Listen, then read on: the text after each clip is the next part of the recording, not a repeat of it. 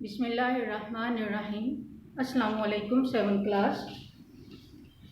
आज हमारा lecture number 7 है, यानी कि पहले हमने जो लेक्चर किए हैं उसमें कुछ ए का काम किया है 5 लेक्चर में, और 6 लेक्चर जो था वो हमारा बी का काम उसमें हमने किया है। कुछ बी की चीज़ें, कहानी लिखना और कुछ ग्रामर का काम सीखा था। तो आज जो हमारा लेक्चर है ये भी उर्दू बे का है तकरीबन। इसमें कुछ मुहावरात हैं जो यहाँ पे मैं आपको दिखाती हूँ कि मुहावरात हैं, कुछ जुमले हैं, इनमें गलतियाँ हैं कुछ, और इनको हमने दुरुस्त करना है। मुहावरात की गलतियाँ आप ये देखें कि पहला जो फिक्रा है वो है, आपके आने से महफिल को 8 चांद लग गए।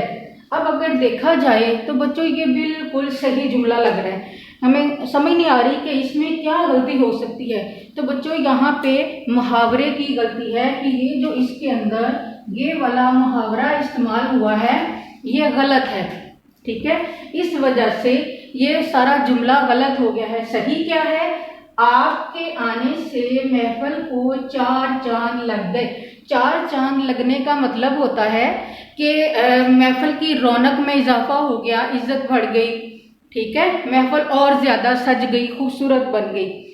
तो ये हमारा पहला जुमला था। आगे है, 1965 ईस्वी की जंग में पाकिस्तान ने भारत की दाढ़ें इकट्ठी कर दी। अब यहाँ पे क्या गलती है कि ये जो मुहावरा है ये गलत है, ठीक है। दाढ़ें इकट्ठी करना ये मुहावरा नहीं है, यही इसके अंदर गलती है इस जुमले में। ये है, 1965 ईस्वी की जंग में पाकिस्तान ने भारत के दांत खट्टे कर दिए। अब दांत खट्टे करने का क्या मतलब है, इसका मतलब है दूसरों को शिकस्त दे देना, ठीक है, हरा देना। तो ये यहाँ पे ये गलती थी, इसमें ये मुहावरा था जो गलत लिखा गया था। अब आगे जो तीसरा जुमला है वो है, उसकी बातों ने मेरे जख्मों के ऊपर नमक छिड़क दिया। अब बच्चों यहाँ पे देखें, ये भी बिल्कुल सही जुमला लग रहा है, लेकिन यहाँ पे भी बिल्कुल वही मुहावरे की गलती है, ठीक है। मुहावरा इसके अंदर ये है, जख्मों के ऊपर नमक छिड़कना, ठीक है, लेकिन जख्मों के ऊपर नहीं लिखा जाता। नीचे देखें, उसकी बातों ने मेरे जख्मों पर, के ऊपर नहीं लिखेंगे, पर आएगा तो मुहावरा सही होगा, नमक छिड़क दिया, ठीक है। अब आगे जुमला है, वो अपने बाप की मौत पर 10-10 आंसू रोया। तो यहाँ भी यही गलती है कि मुहावरा ये है इसके अंदर, ये वाला 10-10 आंसू, तो ये गलत है, ठीक है। 10-10 आंसू मुहावरा नहीं होता, वो अपने बाप की मौत पर 8-8 आंसू रोया। तो ये इस जुमले, ये जो है मुहावरे की गलतियां, इन जुमलों में मैंने आपको बता दिया कि यहाँ पे कौन से मुहावरे हैं और उनके अंदर कौन सी गलतियां हैं। पहले में 8 चांद नहीं है, 4 चांद लग गए। दूसरे में दाढ़ें खट्टी करना सही नहीं है, दांत खट्टे कर दिए। और तीसरे में जख्मों के ऊपर नमक छिड़क दिया, तो ये गलत है, जख्मों पर नमक छिड़क दिया। आगे है, 10-10 आंसू रोया, ये भी गलत है, 8-8 आंसू रोया, ठीक है बच्चों। और इसके साथ मैं आपको ये बताऊं बच्चों, ये जो मुहावरात होते हैं ये अपने जो है ये हकीकी मानों में इस्तेमाल नहीं होते। मिसाल के तौर पर अगर ये लिखा है 8 चांद लग गए या 4 चांद लग गए, तो वहां पे बकायदा 4 चांद नहीं लग जाते, ठीक है। इसका मतलब ये होता है कि महफिल की रौनक बढ़ गई, महफिल की में खूबसूरती में इजाफा हो गया, ये बात है इसकी। और दूसरा ये है कि भारत की दाढ़ें खट्टी कर दी, जब भारत के दांत खट्टे कर दिए, तो ये बकायदा उनके दांत खट्टे करने वाली बात नहीं है कि उनके दांतों को खट्टा कर दिया किसी चीज से, मतलब इसका ये है कि उनको शिकस्त दे दी, ठीक है। आगे है, जख्मों पर नमक छिड़क देना। अब ये नहीं है कि कोई इंसान है उसके जख्म लगे हुए हैं, वो बेचारा जख्मी हुआ है, तो उसके ऊपर लाके नमक छिड़क देना, ये नहीं है। ये इसका मतलब ये है कि जख्मों पर नमक छिड़कना यानी कि अपनी बातों से उसको और तकलीफ पहुंचाना, ठीक है, उसके दुख जो तकलीफ है उसको बढ़ा देना। आगे है, 10-10 आंसू रोया। अब ये नहीं है कि वो 10-10 आंसू गिरा गिरा के रोता था, वह ये भी मुहावरा है कि वो बहुत ज्यादा रोया, ठीक है। तो ये था हमारा आज का जो पहला टॉपिक था, ये मुहावरे की गलतियां। ये बच्चों बुक पेज नंबर जो है किताब का सफ़ा नंबर 40 और 41 है, ये आपके सिलेबस में शामिल था। ठीक है, अब आगे जो दूसरा हमने आज पढ़ना है वो है इसम मुसग्गर और इसम मुकब्बर। ठीक है, अब यहाँ पे ये बात है कि ये दोनों क्या है, ये दोनों ग्रामर में आपके सिलेबस में शामिल है, ग्रामर है ये इसम मुसग्गर। ठीक है, इसम मुसग्गर किसे कहते हैं बच्चों, ये देखें, वो इसम जिसमें यहाँ पे वो इसम जिसमें किसी चीज, शख्स या जगह के छोटा होने के मानी पाए जाएं, इसम मुसग्गर कहलाता है। ठीक है, वो इसम जिसमें किसी चीज, शख्स या जगह के छोटा होने के मानी पाए जाएं, इसम मुसग्गर कहलाता है। जैसे ये लफ्ज है बाग। ठीक है, बाग तो आपको पता है क्या होता है। अब अगर हमने घर में छोटा सा किसी साइड पे बनाया हुआ है तो उसको हम बोलेंगे बागीचा। ठीक है, तो ये इसका छोटा होना हो गया, बाग का कोई छोटा बाग। ठीक है, अब आगे है किताब। किताब अगर बुक है, किताब है, वो तो पूरी किताब है ना, लेकिन अगर कोई छोटी सी हो तो उसको हम उसका मुसग्गर उसका होगा किताबचा। ठीक है, तो इसी तरह और भी जो बहुत से अल्फाज ऐसे हैं जिनके इसम मुसग्गर हैं, ये मैं आपको थोड़े से पढ़ के सुनाती भी हूँ। आँख से अंखड़ी, बिल्ला से बलूंगड़ा, पलंग पलंगड़ी, देग देगचा, रस्सा रस्सी, भूत भूतना, प्याला प्याली। ये इस तरह के कुछ लफ्ज ऐसे भी हैं जो हमारे घरों में भी इस्तेमाल होते हैं। दर दरीचा।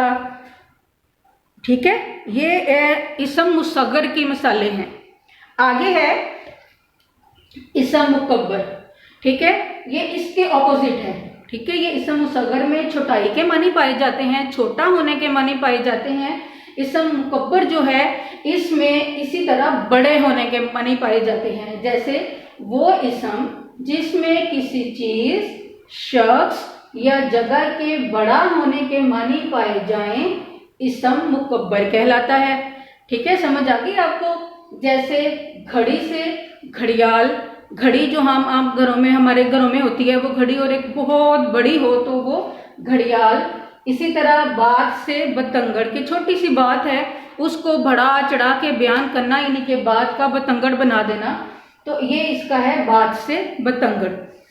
तो बच्चों ये आपने देखा कि इसम मुसग्गर और इसम मुकब्बर में क्या फ़र्क है। और इसमें बच्चों याद रखने के लिए मैं आपको एक और बात बताऊं कि ये देखें बच्चों, मुकब्बर जो है ये लफ्ज़ अकबर से बना है। ठीक है, और अकबर का क्या मानी है, बड़े होने के। कैसे, जैसे हम अल्लाह अकबर कहते हैं तो अल्लाह सबसे बड़ा है। तो अब आपने इस बात को याद रखना है कि मुकब्बर का लफ्ज़ अकबर से बना है, जिसका मतलब है बड़ा होना। तो इसम मुकब्बर क्या होगा, जिसमें बड़े होने के मानी पाए जाएं। तो इसी तरह इसम मुसग्गर जो है ये मुसग्गर का लफ्ज़ असगर से बना है, जिसके मानी है छोटा होने के। तो अब आपने इनको इस तरह याद रखना है कि मुकब्बर का लफ्ज़ अकबर से है, जिसके मानी बड़ा होने के, और मुसग्गर का लफ्ज़ असगर से है, जिसके मानी छोटा होने के हैं। इसी तरह इस मुकब्बर की कुछ और मसाले भी पढ़ते हैं। यहाँ पे बात से बतंगड़ हमने यहाँ भी लिखा है। आगे है पगड़ी से पगड़, टोपी से टोप, रानी से महारानी, गठड़ी से गठड़, लंगोटी से लंगोट, बास शहबाज, छतरी से छतर, और इसी तरह राजा महाराजा, रग शारक।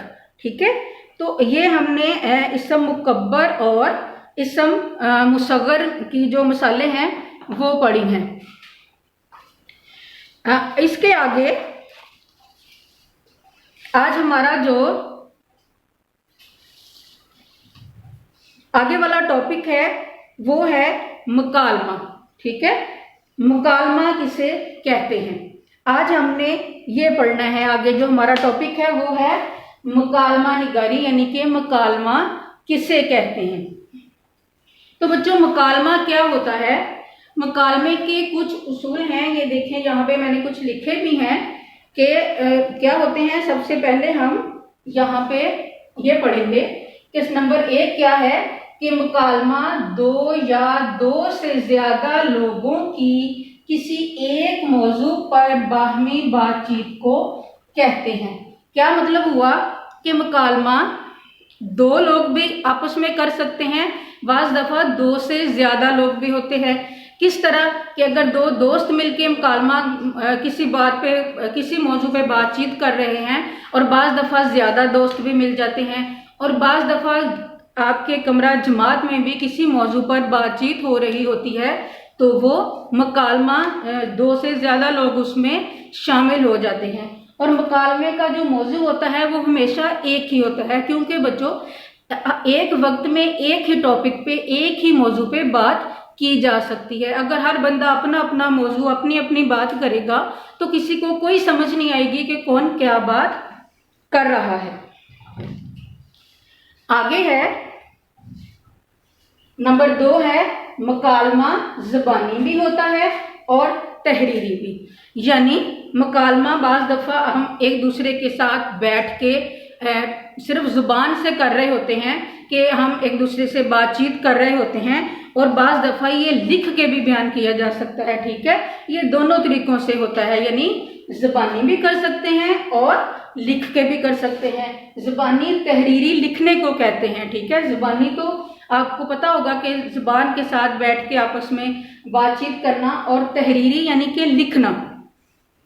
और नंबर 3 है मुकालमा फितरी बातचीत भी हो सकती है और मसनूई भी। यानी कि मुकालमा जो है वो बाज़ दफ़ा किसी जो कुदरती काम हो रहा हो, कोई वाक़या हो गया हो, उसके ऊपर भी हम कर सकते हैं, और बाज़ दफ़ा इसको कोई गुफ्तगू हमने जो करनी है, तो मुकालमा लिखना है, उसको फ़र्ज भी कर सकते हैं। ठीक है, फ़र्ज करके हम मसनूई तरीके से वो बातचीत अपने अल्फाज में बयान कर सकते हैं।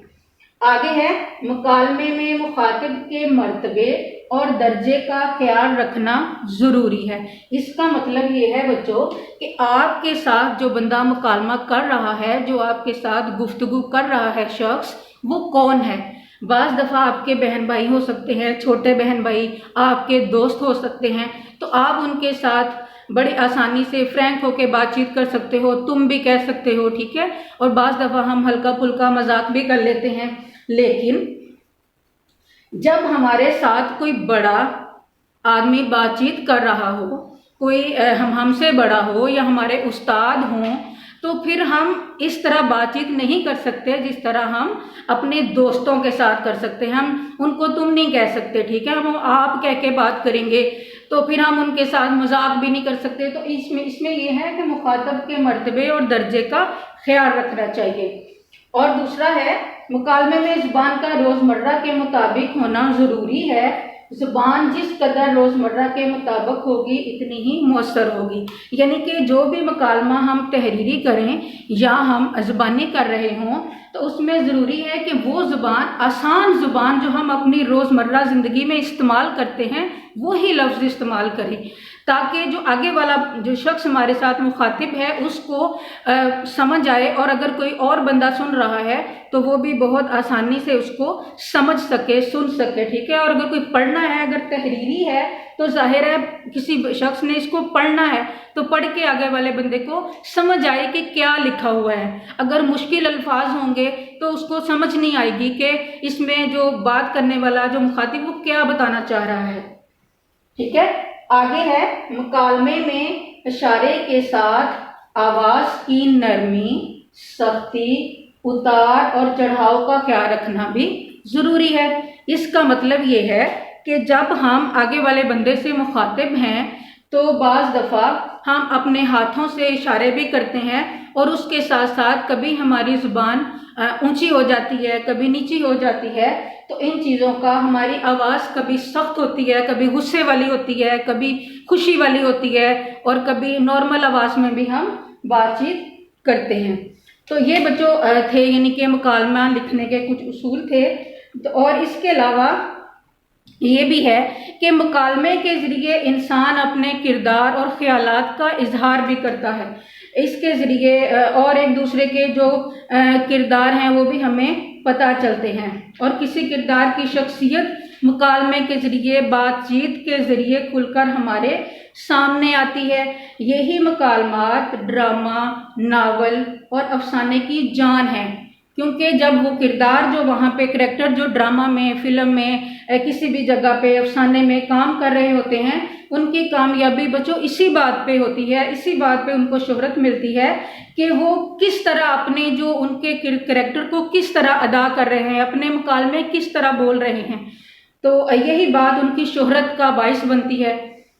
और इसके अलावा जो मुकालमा है बच्चों, इसमें जो जिस तरह हम कहते हैं कि रोज़मर्रा का होना बहुत ज़रूरी है, तो रोज़मर्रा भी मैंने आपको बता दिया कि क्या कहते हैं।